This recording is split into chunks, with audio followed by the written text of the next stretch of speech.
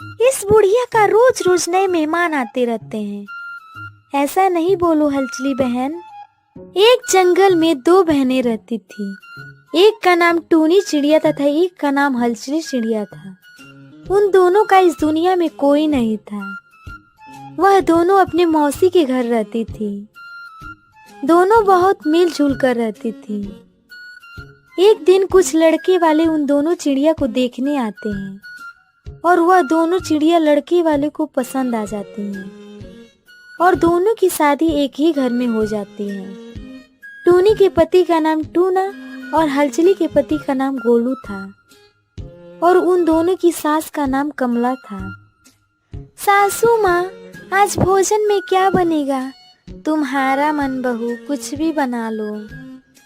कमला टूनी चिड़िया को बहुत मानती थी। ये सब देखकर हलचली टूनी चिड़िया से जलने लगती है। सासू माँ, जब मैं आपसे पूछती हूँ भोजन में क्या बनेगा तो आप तो ऐसा नहीं बोलती। अरे हलचली बहू, बुरा क्यों मान रही हो?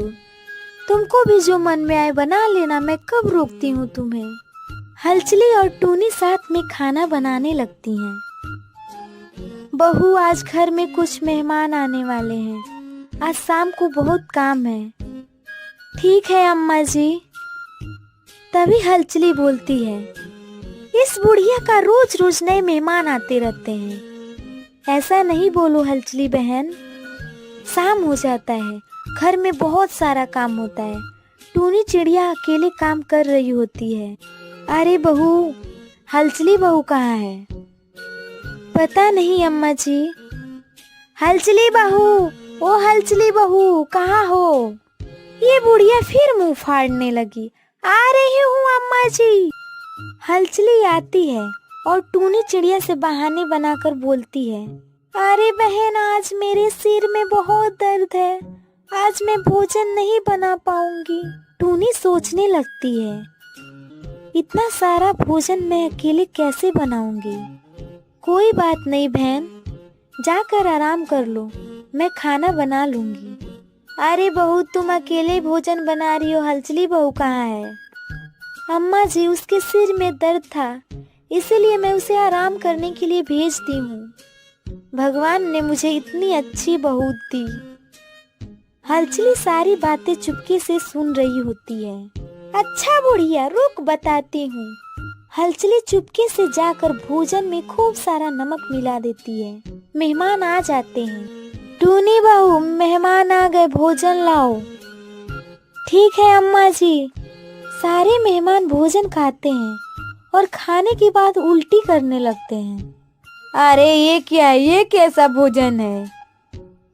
मेहमानों को गुस्सा आ जाता है। अरे कमला, ये तुमने हम लोगों को कैसा भोजन खिला रही थी? इस तरह मेहमान का आदर किया जाता है? अरे भाई, क्या हुआ? खाना तो अच्छा ही था। और भोजन चखती है तो वो भी उल्टी करने लगती है। मेहमान गुस्सा होकर चले जाते हैं। टूनी बहू, क्या अम्मा जी, ये तुमने क्या किया?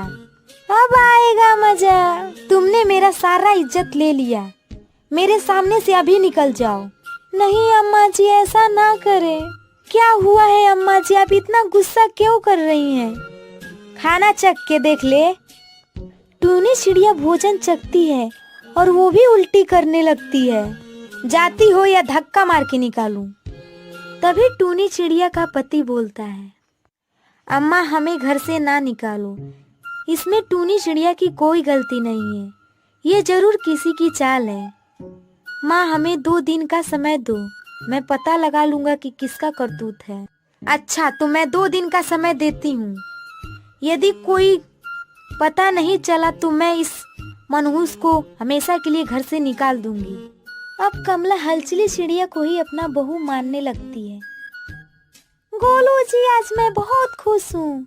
क्या बात है हलचली? हलचली सारी बातें गोलू को बताती है। तभी टूनी चिड़िया और उसका पति ये बातें सुनकर कमला को बुला कर लाते हैं। गोलू, जानते हैं, उस खाने में मैं ही नमक मिलाई थी। वो क्यों? जानते हैं, वो कमला जो आपकी माँ है ना, उस टूनी चिड़िया को बहुत मेरी टूनी बहू कह रही थी, इसीलिए मुझे गुस्सा आ गया। ये तो तुमने बहुत अच्छा किया। तभी कमला बोलती है, हलचली ये सारा करतूत तुम्हारा है। मैं टूनी बहू को इतना डांटा, अब तुम्हें इस घर से निकलना